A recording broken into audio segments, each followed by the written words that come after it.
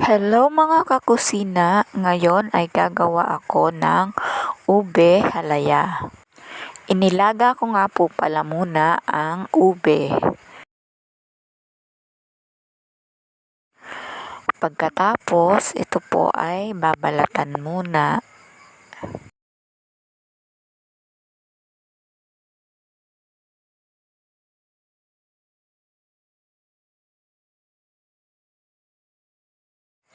At eto na nga po, nabaltan ko na nga po lahat.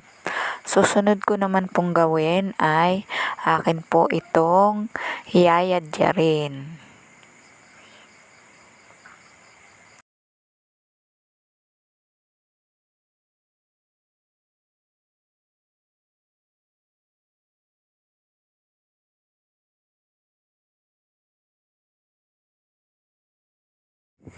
Kapag po ako ay natapos ng yadyarin lahat ang ube, ay ito po, hinanda ko naman po ang gata. Nilagyan ko po ito ng condensed milk at evaporated milk. Haluin lang po nating mabuti at pwede na pong isa lang sa apoy.